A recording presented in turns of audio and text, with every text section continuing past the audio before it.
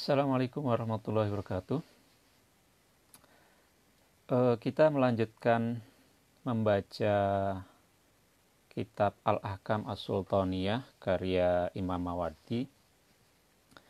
Pada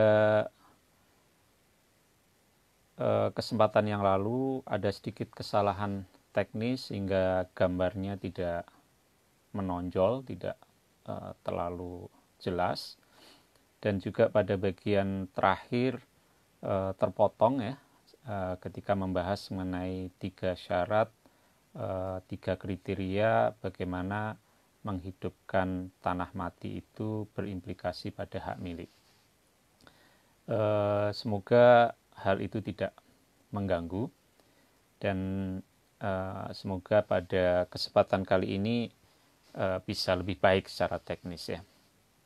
Baik, sebelum kita mulai, marilah kita mengirimkan surah Al-Fatihah kepada Nabi kita dan juga kepada pengarang kitab ini, ila hadratin Nabil Mustafa Muhammadin sallallahu alaihi wasallam wa ala alihi wa aswajihi wa dzurriyyatihi wa jami' ahli baitihi wa ila ruhi musannifi hadzal kitab rahimahullahu ta'ala wa nafa'ana bihi wa bi ulumihi fid dharain amin. Al-Fatihah. Alhamdulillahirabbil alamin arrahmanir rahim maliki yaumiddin iyyaka na'budu wa iyyaka nasta'in ihdinas siratal mustaqim siratal ladzina an'amta 'alaihim ghairil maghdubi 'alaihim waladdallin.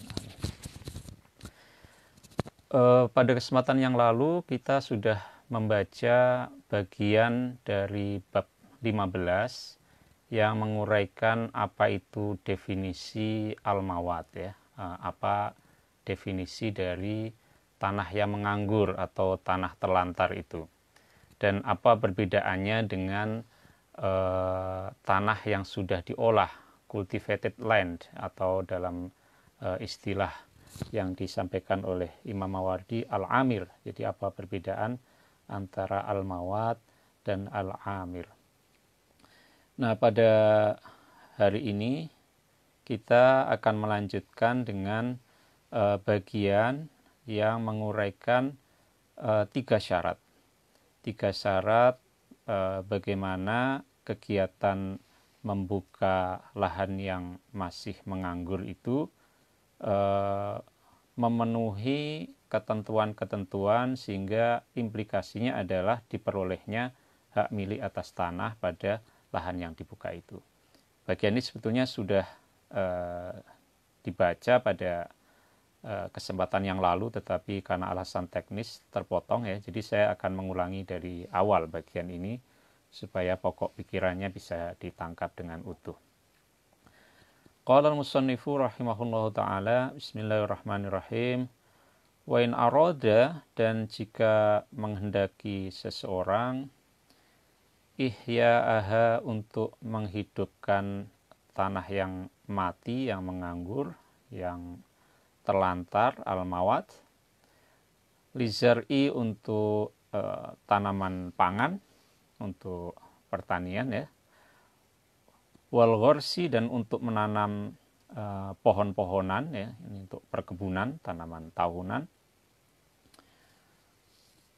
U'tubira, maka apa ya, diperhitungkan fihi, di dalam kegiatan membuka itu, salah satu syurutin, 3 syarat. Jadi harus ada 3 syarat atau 3 kriteria ini supaya aktivitas membuka lahan itu, lahan yang masih tidur itu, lahan yang masih menganggur itu bisa diakui. Ahaduhuma, salah satu dari 3 kriteria itu, jam'ut turabi, itu mengumpulkan tanah ya, membuat gundukan tanah gitu ya maksudnya, al-muhiti, yang mengelilingi, biha, dengan ardul mawat, tanah yang tadi diupayakan untuk digarap tadi. Jadi ditandai sekelilingnya dengan membuat misalnya gundukan tanah. Ini istilahnya adalah memagari ya, memagari. Nanti kita akan sampai juga pada soal itu, at-tahjir ya. Hatta yasyira, sehingga menjadi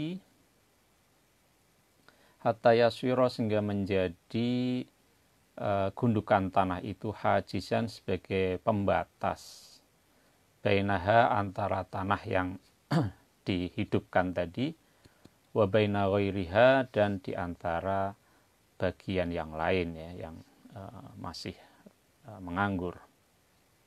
Jadi yang pertama harus memberi tanda ya, pemagaran ya, dengan misalnya dengan memberikan gundukan tanah atau diberi batas batu dan segala macam. Karena itu istilahnya adalah at-tahjir ya, yang berasal dari kata hajar ya, batu. Jadi bisa juga ditandai dengan batu di sekelilingnya. Ini adalah kriteria pertama, kriteria paling dasar bagaimana kegiatan membuka lahan itu bisa diakui.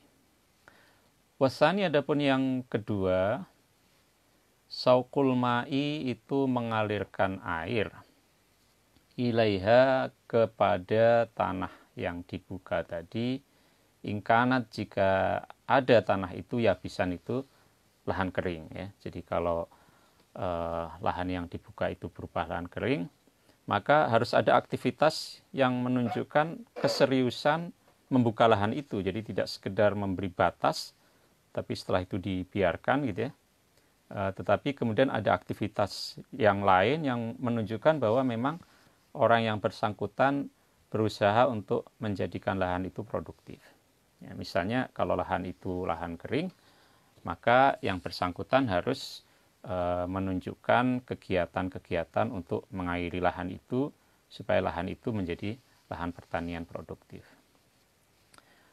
Wahab suhu, dan menghentikan air, anha, dari tanah yang mau dihidupkan tadi, ingkanat, jika ada tanah itu baltoiha, berawa ya. Jadi sebaliknya, kalau tanah itu berawa, banyak airnya, maka bentuk keseriusan menjadikan lahan itu lahan yang hidup ya, menghidupkan lahan, itu tercermin dari upaya-upaya untuk mengatur air itu sehingga tidak menggenang lagi ya. Airnya dibuat saluran yang kemudian bisa dikontrol keluar masuknya, sehingga lahan yang semula tergenang itu kemudian menjadi kering dan bisa dimanfaatkan sebagai lahan pertanian.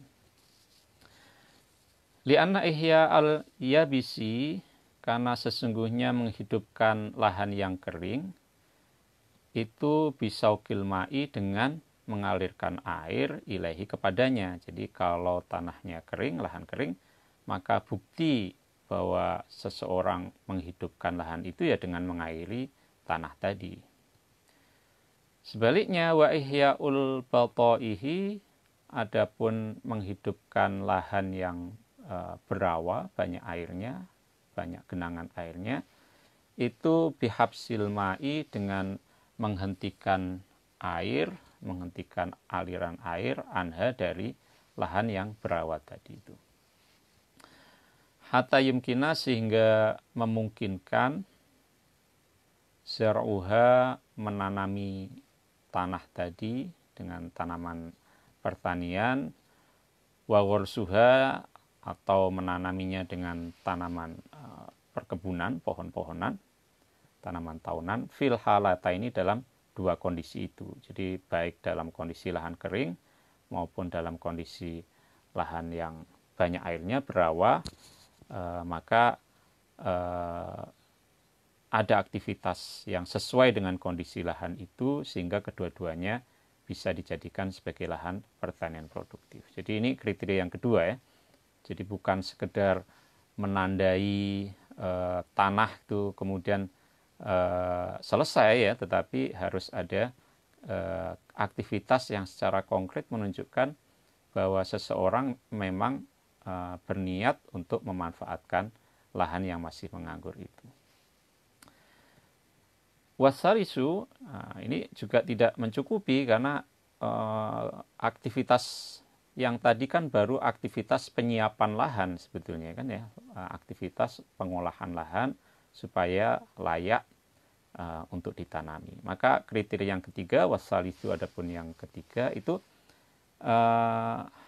harsuha ya. Jadi kalau tadi menyiapkannya, sekarang mengolah lahannya ya. Harsuha mengolah lahannya. Mengolah lahan yang dihidupkan tadi itu. Wal harsu adapun pengolahan lahan itu yajma'u mencakup isaratal mu'tadili membajak gitu ya, lahan yang rata, lahan yang datar, wakas hal musta'li dan meratakan lahan yang bergelombang, banyak gundukannya ya, diratakan. Watommal munkhafidhi dan menutup bagian-bagian yang rendah, yang ada lubang-lubangnya ya. Jadi itu harus disiapkan lahannya, diolah lahannya. Jadi ini syarat yang ketiga ya. Jadi syarat pertama memagarinya, memberi tanda ya, baik dengan tumpukan batu atau gundukan tanah itu ya, di sekeliling lahan yang mau diolah sehingga bisa dibedakan dari bagian yang lain, lalu mengalirkan air kalau tanahnya kering atau menghentikan aliran air dan mengeluarkan air kalau tanah itu berawa-rawa. Lalu yang ketiga adalah mengolah lahannya ya, setelah airnya dimasukkan atau airnya dikeluarkan, maka lahannya itu diolah, dibajak, itu ya, diratakan ya, bagian-bagian yang rendah atau berlubang ditutupi sehingga tanahnya rata. Faidah stukmilat, maka jika sempurna, jika bisa dipenuhi hadhihi syurutu, inilah syarat salah satu yang tiga ya, tiga syarat ini bisa dipenuhi, kamula maka lengkaplah ya al-ihya'u, aktivitas menghidupkan lahan. Jadi kalau tiga hal ini sudah dilakukan, maka apa yang disebut sebagai ihya'ul mawat itu sudah berlaku, sudah terjadi ya. Wa malaka, dan bisa memiliki atau punya hak milik atas tanah tadi, al-muhyi, orang yang menghidupkan lahan tadi. Jadi ihya'ul mawat ini akan sempurna ya, akan lengkap jika tiga hal tadi sudah bisa dipenuhi semuanya. Wa ghalata, dan keliru ba'du ashabi Syafi'i, sebagian pengikut Syafi'i, faqala, mereka berkata ya. Jadi ada sebagian pengikut Syafi'i, dan Imam Mawardi adalah bermadhab Syafi'i juga, dan dia ini mengkritik sesama ulama pengikut Syafi'i yang berpendapat demikian. La yamlikuhu, tidak memiliki si muhyi, si orang yang menghidupkan tanah yang menganggur tadi, hu atas tanahnya, hatta yasro'ahu, sampai dia menanaminya dengan tanaman pertanian, au yarisahu, atau dia menanaminya dengan tanaman tahunan, tanaman perkebunan. Jadi ada sebagian ulama pengikut Syafi'i yang menambahkan syarat yang keempat. Jadi bukan sekedar lahannya diolah, diratakan ya, disiapkan supaya bisa ditanami gitu, tetapi juga harus sampai pada aktivitas cocok tanamnya itu sendiri. Jadi sudah harus ada tanaman yang ditanam ya, ada kegiatan bercocok tanamnya. Wahada, adapun pendapat ini fasidun, itu salah ya, tidak valid gitu ya. Kenapa? Karena menurut Imam Mawardi, li'annahu, karena sesungguhnya menghidupkan tanah dalam rangka pertanian ini itu biman zilati sukna ya, sama kedudukannya seperti menghidupkan tanah untuk dijadikan pemukiman. Allati la tu'tabaru, yang tidak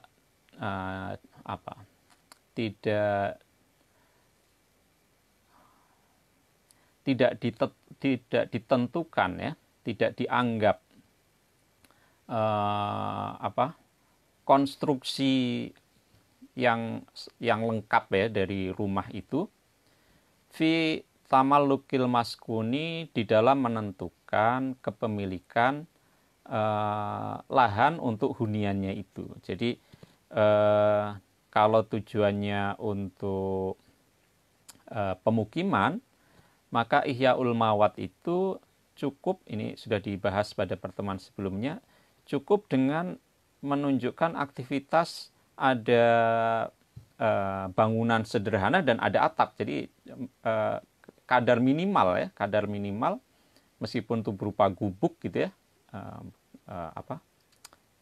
rumah sederhana sekali, hunian sementara, lalu ada atapnya dan bisa ditempati, maka itu sudah cukup untuk menjadi dasar memperoleh hak milik atas tanah itu, tanpa harus ditentukan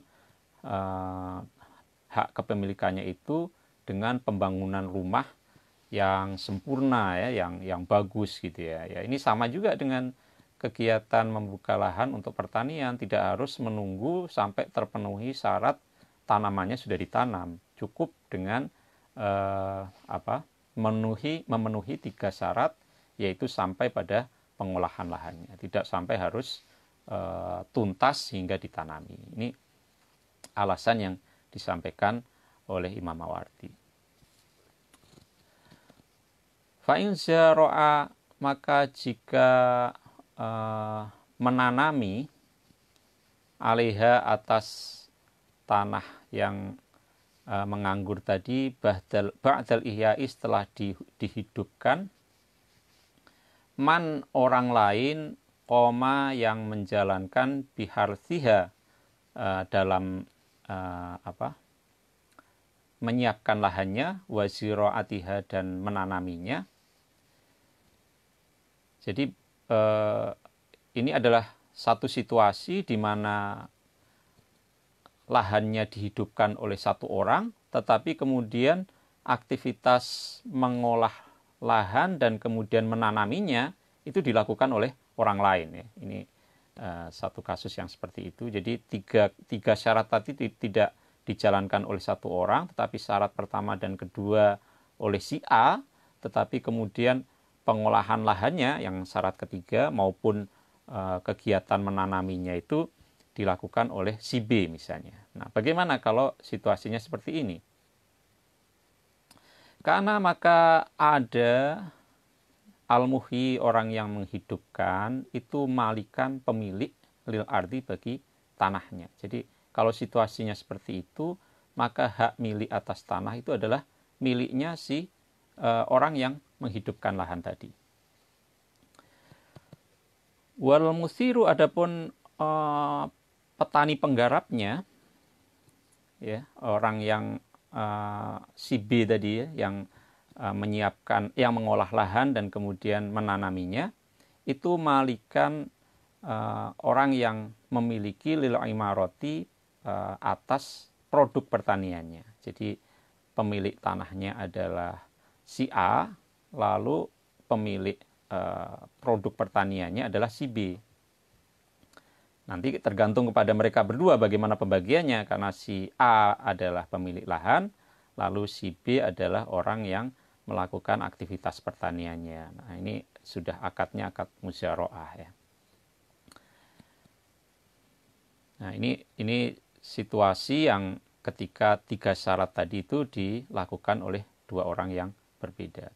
Tapi menurut Imam Mawardi, pemilik lahannya tetap orang yang pertama kali berinisiatif membuka lahan itu, dia melakukan pemagaran gitu ya, dan kemudian mengairi air atau mengeluarkan air kalau tanahnya berawa, lalu dia merekrut orang lain untuk mengolah lahannya, membajaknya dan seterusnya, lalu menanaminya, maka pada saat itu yang terjadi adalah akad muzaroah ya, di mana lahan tetap menjadi pemiliknya si orang yang pertama kali membuka lahan, dan kemudian produk pertaniannya itu menjadi milik si petani penggarap. Nanti kemudian dibagi. Fa'in aroda, maka jika menghendaki malikul ardi, pemilik tanah, jadi si A tadi yang berinisiatif membuka lahan tadi, menghendaki apa? Bai'aha, menjual tanah itu, jaza, maka boleh ya. Jadi ya kalau si A ingin menjual lahannya karena dia yang memiliki tanahnya, ya boleh saja. Tetapi bagaimana jika yang ingin menjual adalah petani penggarap ya, yang si B tadi ya. Wa in aroda, dan jika menghendaki malikul imarati, pemilik hak garap, bai'aha, untuk menjual tanahnya, faqad uhtulifa, maka dipersengketakan ya, ada perbedaan pendapat fi jawazihi, mengenai kebolehannya ya. Jadi apakah petani penggarap tadi punya hak juga untuk menjual lahan itu, karena pada faktanya penguasaan efektifnya itu ada di si petani penggarap, sementara si pemilik lahan itu si A itu adalah pemilik formal dari tanah itu, tetapi dia tidak menguasainya, karena yang menguasai secara faktual, secara efektif adalah petani penggarapnya. Bagaimana kemudian jika si petani penggarap ini yang menguasai tanahnya secara faktualnya gitu ya, itu ingin menjualnya. Faqala Abu Hanifah, maka berkata Abu Hanifah, ingkana, jika ada lahu bagi si petani penggarap itu, si B tadi itu, isarotun, kegiatan yang ada dampaknya gitu ya. Jadi memang dia betul-betul menjalankan kegiatan pertanian di situ, dialah yang menguasai secara efektif ya, dan secara operasional dialah yang menjalankannya, maka jaza, boleh, lahu bagi si petani penggarap, bai'uha, menjual tanah tadi. Wa ilam takun, tetapi sebaliknya jika wa ilam yakun, dan ketika tidak ada lahu bagi si B atau petani penggarap tadi isarotun, aktivitas yang nyata ya di dalam mengolah lahan itu, maka lam yajuz, tidak boleh bagi dia menjual lahan itu. Ini pendapat Imam Abu Hanifah. Jadi memang di dalam land tenure ya, penguasaan lahan itu memang dibedakan antara penguasa efektif ya dengan penguasa formal ya, pemilik efektif dengan pemilik formal ya. Yang pemilik formal ya tadi itu, yang si pembuka lahan tadi itu, karena dia punya dasar klaim atas lahan itu ketika dia membuka lahan itu dan kemudian memulai aktivitas untuk menghidupkannya. Tetapi yang secara efektif ya, secara faktual menguasai lahan itu dan kemudian mengelolanya, menjadikannya produktif, ya itu petani penggarap si B ya. Nah, jadi menurut Abu Hanifah, maka derajat haknya si B ini juga cukup kuat ya, sehingga dia sampai pada pernyataan kalau memang kegiatan pertanian itu sesungguhnya dikontribusikan oleh si B dan bukan si A ya, jadi ihyaul mawatnya itu sebetulnya keringatnya itu lebih banyak dikontribusikan oleh si B, maka bagi Abu Hanifah ya si B berhak juga untuk menjual tanah itu. Itu kalau dia betul-betul kegiatannya, aktivitasnya memang betul-betul berkontribusi di dalam menjadikan lahan itu produktif. Kalau ternyata enggak, ya berarti tidak. Ini pendapat Abu Hanifah. Wa qala Malik, dan berkata Imam Malik, ya juzu boleh lahu bagi penggarap tadi bai'ul imarati, menjual menjual produknya.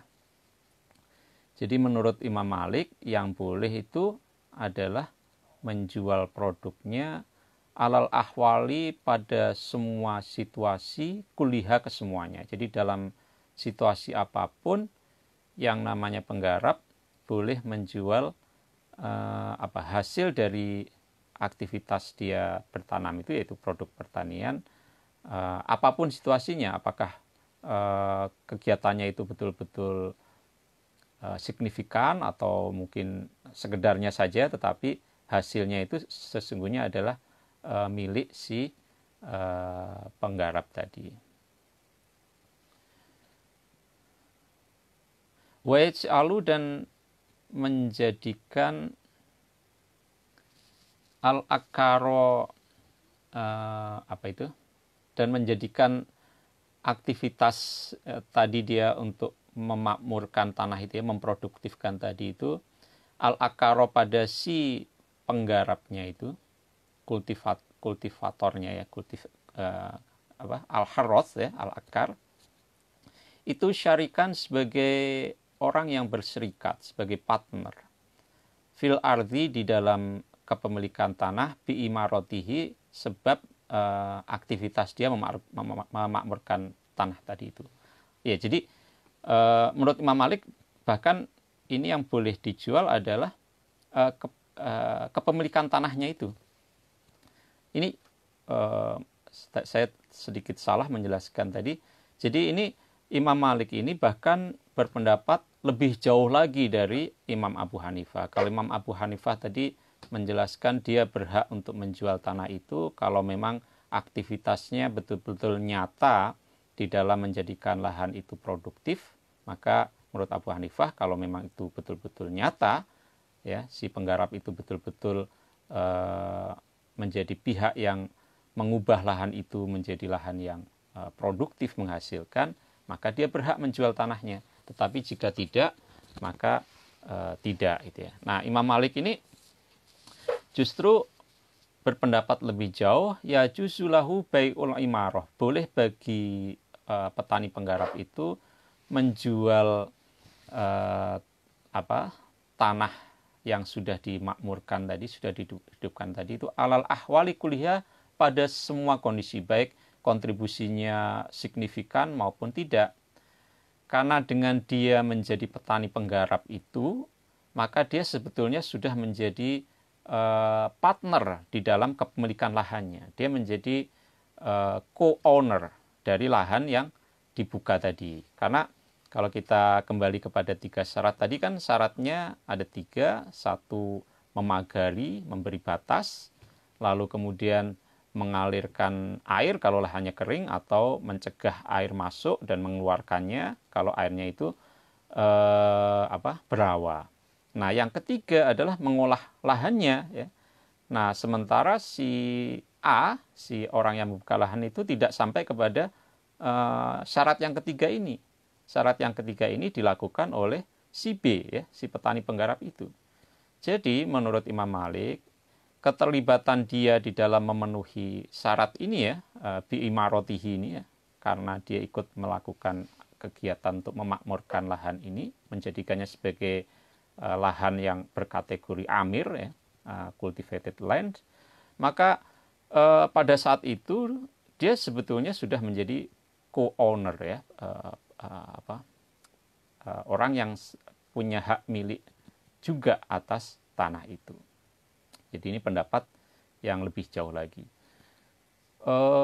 Dan pendapat ini mungkin juga relevan, ya, untuk menghindarkan spekulasi tanah, ya, karena mungkin kalau dalam konteks sekarang ada orang yang punya modal lalu dia memodali untuk membuka lahan, menyiapkan irigasinya, tapi sebetulnya dia ongkang-ongkang kaki saja misalnya ya. Nah, kalau kita mengikuti pendapat Imam Malik ini, justru petani penggarap itu juga memiliki hak milik juga atas tanah yang dia diminta untuk menggarapnya itu. Jadi dia menjadi co-owner dari lahan itu. Dia bukan sekedar pekerja, tetapi dia co-owner. Waqala Syafi'i, dan berkata Imam Syafi'i, la yajuzu, tidak boleh, lahu, bagi petani penggarap, bagi si B itu, bai'ul imarati, menjual tanah yang sudah dimakmurkan tadi, bihalin, sama sekali. Jadi kalau menurut Imam Syafi'i, karena menurut Imam Syafi'i hak milik tanahnya itu tetap ada pada si orang yang membuka lahan, sementara hak yang diperoleh oleh si B itu adalah hak atas produknya ya, atas hasil pertaniannya, bukan atas lahannya.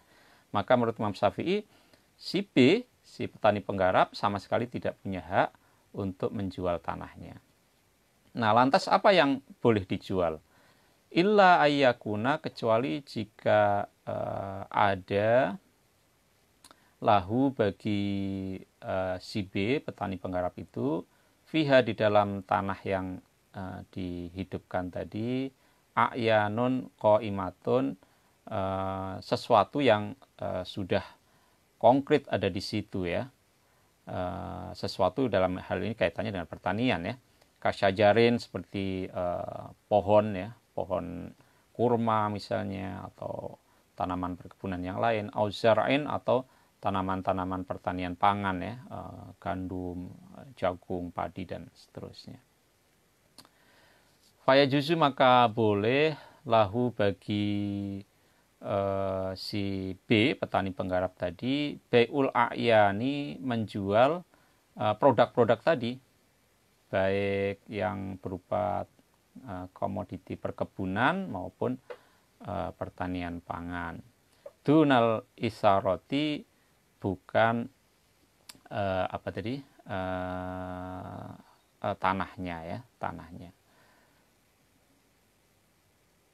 Jadi ini variasi di antara Imam Abu Hanifah, Imam Malik, dan Imam Syafi'i mengenai kedudukan dari petani penggarap di dalam suatu kegiatan Ihya'ul Mawad. Dan ini tentunya terkait dengan 3 syarat yang sudah dijelaskan di muka ya. 3 syarat yang apabila 3 syarat itu terpenuhi semuanya dan itu ada pada satu orang, maka tentunya dia mutlak memiliki tanah itu ya, tidak ada yang meragukan haknya, klaimnya atas lahan itu. Tetapi jika ternyata sebagian dari 3 syarat itu dilakukan oleh orang yang lain ya, misalnya ketika sampai pada tahap mengolah lahannya dan bahkan sampai menanaminya itu dilakukan oleh orang lain, maka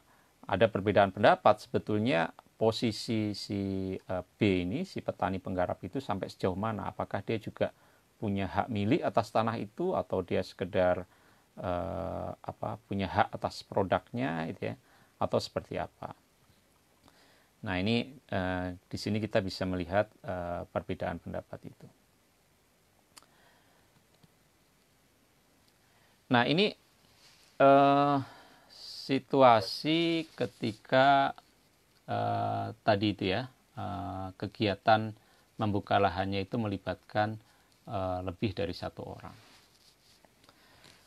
Wa idza tahajjara, dan ketika seseorang menandai ala mawatin, atas lahan yang masih menganggur, masih tidur ya. Tahajjara itu dari kata hajar ya, artinya batu. Jadi tahajjara itu artinya dia menandai dengan batu ya. Jadi ini termasuk pada syarat yang pertama. Jadi baru syarat yang paling awal ya.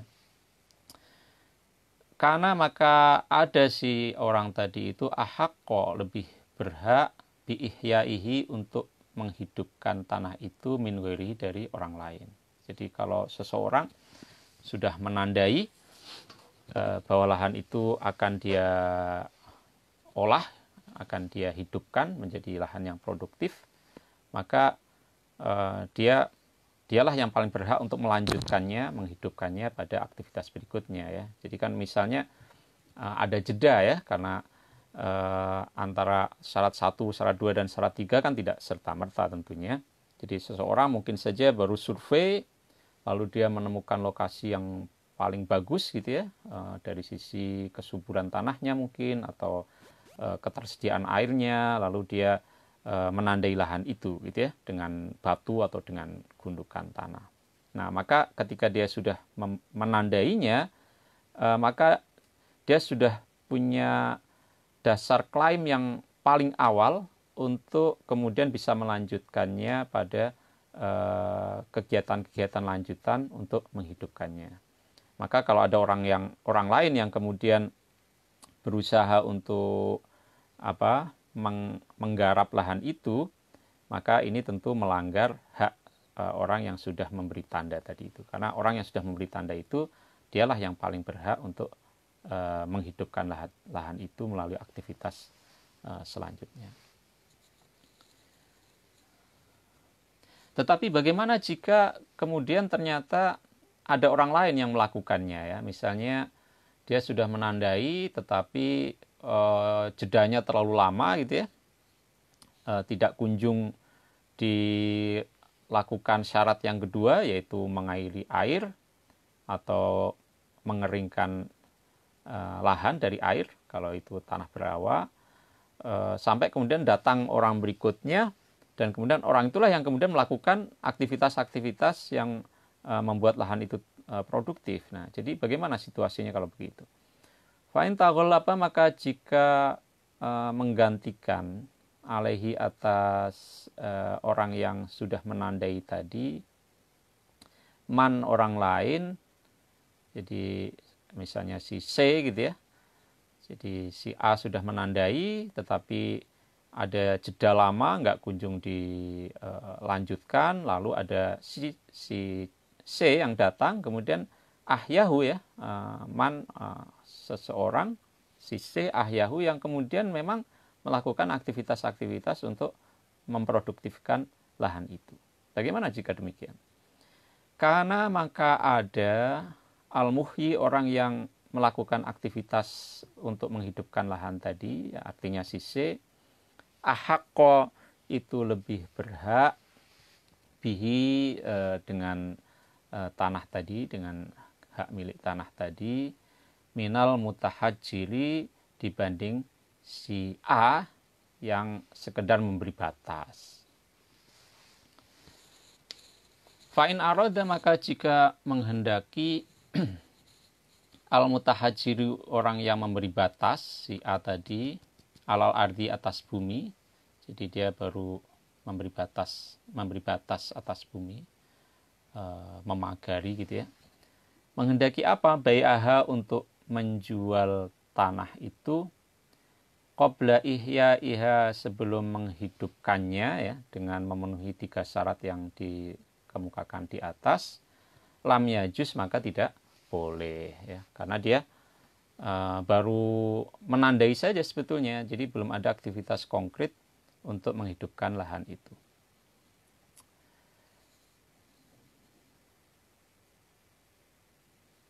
Ala dzahiri, menurut pendapat yang paling jelas ya, jadi ketidakbolehan ini adalah menurut pendapat yang paling jelas min madhab Syafi'i, dari madhab Imam Syafi'i. Jadi menurut pendapat yang paling jelas, paling eksplisit gitu ya, dari Imam Syafi'i, al-mutahajir itu tidak berhak untuk menjual tanahnya sebelum dia betul-betul menghidupkan, memproduktifkan lahan itu. Wajahu, tetapi membolehkan hal ini, jadi ada juga yang kemudian membolehkan si mutahajir itu, si A yang baru memberi batas itu, untuk menjualnya ya. Kasirun, banyak min ashabihi, dari pengikut Syafi'i. Tapi banyak juga pengikut Syafi'i yang membolehkannya. Alasannya apa? Alasannya li'annahu karena lama soro ketika berimplikasi ya bitahjiri dengan memberi pagar itu alaiha atas tanah yang masih menganggur. Lama soro ketika menjadi bitahjiri atau membawa implikasi bitahjiri dengan memberi pagar alaiha atas tanah yang masih menganggur tadi itu berimplikasi apa? Ahakko ya, bahwa dia itu lebih berhak biha atas tanah yang sudah dipagari, maka jaza boleh lahu bagi si A tadi yang baru memagari tadi itu bai'uha menjualnya kal amlaki sebagaimana hak milik yang lain, sebagaimana properti yang lain ya. Jadi kalau menurut pendapat ya banyak juga dari pengikut Syafi'i, karena memberi pagar itu sudah memberi hak prioritas kepada yang bersangkutan, maka dia sudah boleh menjualnya sebagaimana dia bisa menjual hak-hak milik dia yang lain ya, kepemilikan dia yang lain ya, seperti itu. Jadi ini pendapat yang lain. Nah, jadi dengan memberi pagar tadi itu, dengan memberi batas tadi itu ada hak prioritas, tetapi apa implikasi dari hak prioritas ini berbeda-beda. Kalau menurut pendapat yang paling eksplisit dari Imam Syafi'i, hak prioritas itu tidak mencukupi untuk berkonsekuensi pada kebolehan menjual ya. Jadi hak prioritas bukan hak milik gitu ya. Jadi dia kadarnya tidak bisa berlaku seperti hak milik karena dia baru prioritas saja untuk memperoleh hak milik itu gitu ya. Itu menurut pendapat yang eksplisit dari mazhab Syafi'i. Karena itu dia tidak dibolehkan menjual tanah yang baru dipagari tadi itu. Nah, tetapi bagi pandangan beberapa pengikut Imam Syafi'i yang lain, ya kan dia sudah dapat hak prioritas gitu ya. Nah, karena dia sudah mendapatkan hak prioritas ya boleh juga dijual ya. Jadi ini dia seperti menyamakan antara hak prioritas dengan hak milik, karena di sini redaksinya jazalahu boleh baginya bai'uha menjual tanah itu kal amlaki seperti halnya kepemilikan yang lain. Nah, tentu ini berimplikasi pada potensi konflik ya. Karena tadi misalnya kan ada orang memagari tetapi dia tidak kunjung menghidupkan tanah itu, lalu ternyata ada orang yang datang dan dialah yang kemudian betul-betul menghidupkan lahan itu menjadi lahan yang produktif. Nah, sementara si orang yang memagari ini ternyata sudah menjual tanahnya itu kepada pihak lain tanpa dia melakukan aktivitas untuk menghidupkan. Jadi di sini akan terjadi konflik antara orang yang memagari itu tapi kemudian tanah itu dia tinggalkan dan kemudian malah dia jual, dengan orang yang datang belakangan tetapi dia yang kemudian betul-betul menghidupkan lahan itu. Nah, bagaimana kalau kejadiannya seperti ini? Fa'ala hadza, maka atas dasar ini lau ba'aha jika menjual ya si mutahajir itu ya, si A tadi yang sudah memagari itu atas tanah yang mau dihidupkan, fataghollaba, maka kemudian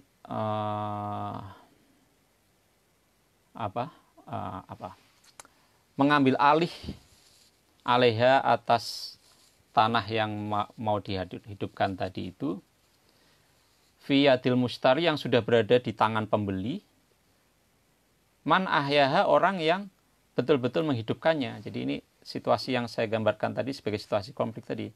Tanahnya sudah terlanjur dijual kepada pembeli, tetapi pada kenyataannya tanah itu sebetulnya sudah diambil alih oleh orang yang memang benar-benar menghidupkannya. Jadi ada klaim yang tumpang tindih di sini. Di satu sisi adalah klaim si A, si mutahajir, si orang yang memagari tadi itu, dia merasa punya klaim atas dasar hak prioritas itu dan kemudian dia menjual lahannya.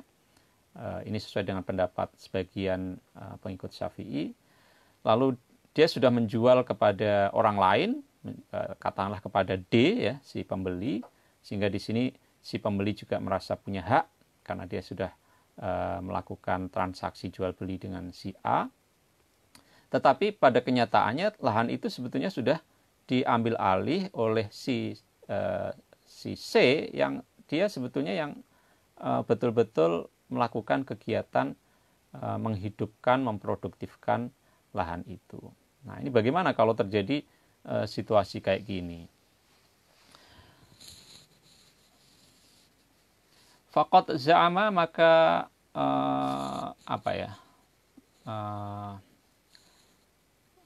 berkeyakinan ya, berpandangan, maka sungguh telah berpandangan Ibnu Abi Hurairah, putranya Abi Hurairah, min ashabi Syafi'i, yang termasuk pengikutnya Imam Syafi'i, anna samanaha, bahwasannya harga lahan itu layas kutu, tidak gugur ya, anil mushtari, dari si pembeli. Jadi pembeli harus tetap bayar gitu ya, kepada si mutahajir ya, karena dia sudah bersepakat untuk melakukan transaksi jual beli itu. Litalafi dzalika, karena hilangnya tanah itu fiyadihi, di tangan si pembeli, ba'da qabdihi, setelah dia memilikinya. Jadi asumsinya adalah transaksi itu sudah terjadi, maka si mutahajir, si A yang sudah menjual itu memperoleh uang atau janji pembayaran uangnya. Jadi dia berhak atas janji pembayaran uangnya. Lalu diasumsikan si mustari ini juga sudah memiliki lahan itu gitu ya. Dan bahwa kemudian dia ternyata tidak bisa menguasai lahan itu karena sebenarnya lahan itu secara real ada di tangan orang yang betul-betul menghidupkannya, si C, maka itu adalah menjadi resikonya si mustari. Jadi menjadi resikonya si pembeli ya. Karena asumsinya adalah dia kehilangan tanah itu setelah dia memilikinya melalui transaksi jual beli. Jadi ini yang rugi memang si pembeli ini ya, pembeli ini, sementara si mutahajir menjadi pihak yang paling beruntung karena dia sebetulnya sekedar menandai tanah itu lalu menjualnya dan kemudian dia memperoleh uang dari situ gitu ya.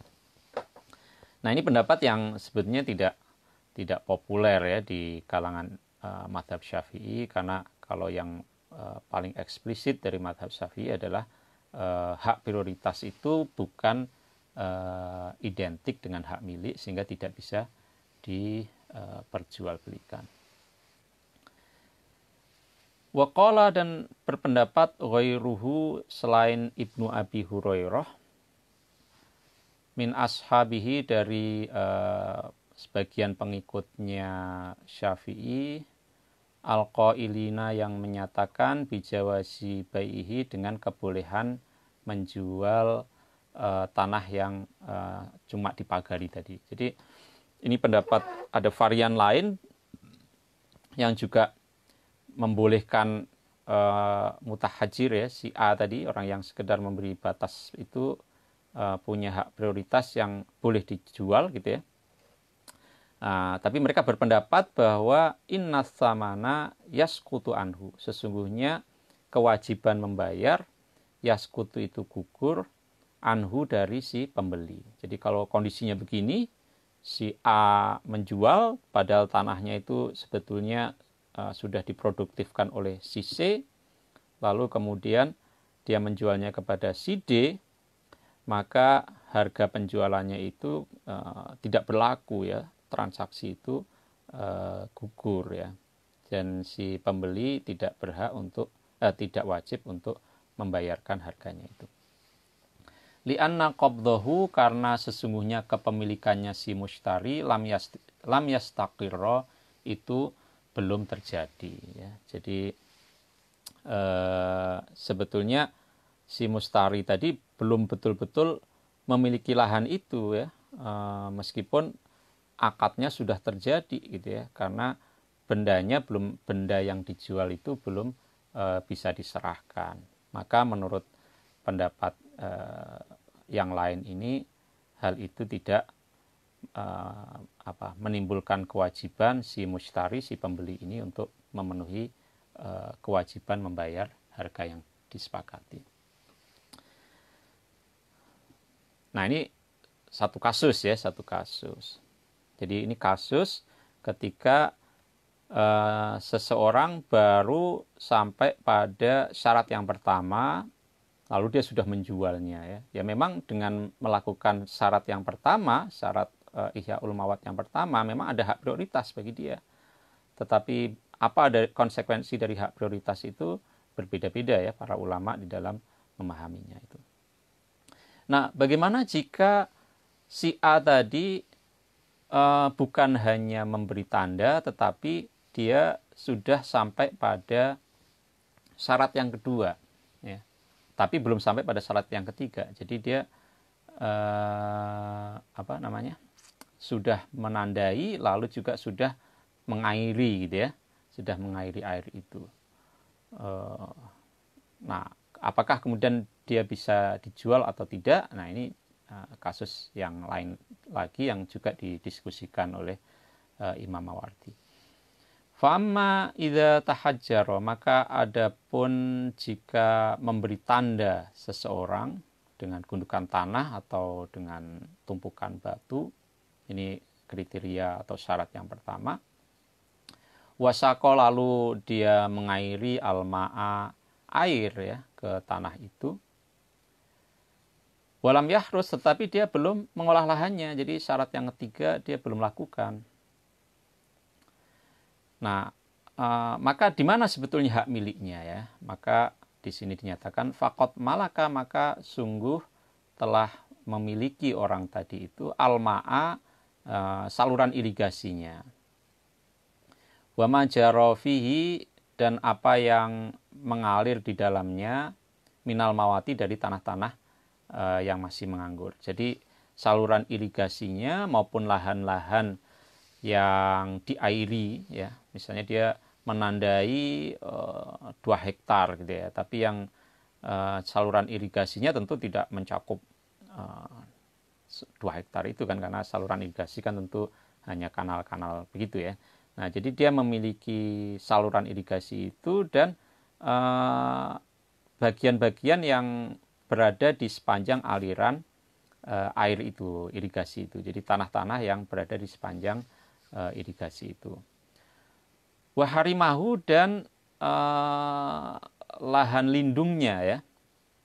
Karena tentu saja di dalam penataan lahannya, tata gunanya, tentu ada bagian-bagian yang difungsikan sebagai fungsi lindung supaya aliran airnya itu tidak hilang gitu ya. Jadi ketika dia mengalirkan air itu, membuat saluran irigasinya, pasti dia akan menata bagian mana yang kemudian tidak boleh diolah, ada sempadan sungainya misalnya, sempadan dari irigasinya dan seterusnya. Jadi itu harim ya. Harim itu artinya lahan-lahan lindungnya ya, lahan yang untuk fungsi konservasi. Walam yamlik, dan dia tidak memiliki masiwahu, sesuatu yang selain itu. Jadi ya yang dimiliki sebetulnya itu. Wa ingkana, dan jika dan meskipun ada si orang tadi, si A tadi, si orang yang membuka lahan tadi itu, bihi, dengan aktivitas memagari dan mengairi itu, ahakko, itu lebih berhak. Jadi meskipun dia punya hak prioritas ya, ini pendapat yang eksplisit ya dari Imam Syafi'i ya, bukan pendapat yang lain tadi. Jadi meskipun dia sudah memagari, tetapi dia tidak punya hak milik sebetulnya. Dia hanya punya hak prioritas. Tetapi kalau dia memagari dan sekaligus sudah mengalirkan air, sudah membuat irigasi, maka hak miliknya terbatas kepada saluran irigasi itu, lahan-lahan yang ada di sepanjang irigasi itu, dan lahan-lahan yang difungsikan sebagai fungsi lindung untuk menjaga pasokan air itu tetap tetap mengalir gitu ya. Jadi sebatas itu yang dia miliki sebetulnya, karena dia tidak melanjutkan aktivitasnya untuk mengolah lahan yang sudah dia tandai misalnya yang seluas 2 hektar tadi itu. Jadi ya paling dari 2 hektar itu yang kemudian mencakup saluran-saluran air mungkin seperempatnya barangkali ya atau ya mungkin sekitar itu gitu ya. Jadi selebihnya, karena yang selebihnya ini dia tidak olah lahannya ya, tidak dia bajak, tidak dia ratakan dan seterusnya, ya maka dia tidak berhak atas lahan itu. Wajaza, dan boleh lahu bagi si A ya yang sudah memagari dan kemudian mengairi tanah itu, bai uma menjual tanah, jaro yang mengalir fihi di dalam tanah itu, alma'u air. Jadi yang boleh dijual karena itu memang betul-betul sudah menjadi hak miliknya adalah ya yang terbatas tadi itu di sepanjang aliran irigasi itu yang bisa dia jual. Wa fi jawazi bai'ima siwahu, adapun di dalam kebolehan menjual lahan siwahu yang di luar itu, di luar yang sudah ada irigasinya itu, minal mahjuri, dari keseluruhan lahan yang sudah ditandai tadi, yang sudah dikasih pagar itu, ma qaddamnahu, ya sesuai dengan penjelasan yang telah kami sampaikan, minal wajhaini, dari 2 pendapat. Nah, jadi bagaimana dengan lahan-lahan yang di luar itu, di luar yang di luar yang sudah ada irigasinya. Nah, ini sesuai dengan penjelasan yang tadi sudah dikemukakan. Jadi bagi pendapat yang paling eksplisit ya al-dhahir min madhab Syafi'i, ya itu tidak boleh, karena memagari hanya memberi hak prioritas tapi dia belum sampai pada hak milik. Tetapi pendapat yang lain al-wajhul akhar ya, pendapat yang lain membolehkan itu ya, karena hak prioritas itu kemudian juga sama statusnya dengan hak milik. Demikian yang bisa kita baca ya, kita pelajari pada kesempatan kali ini.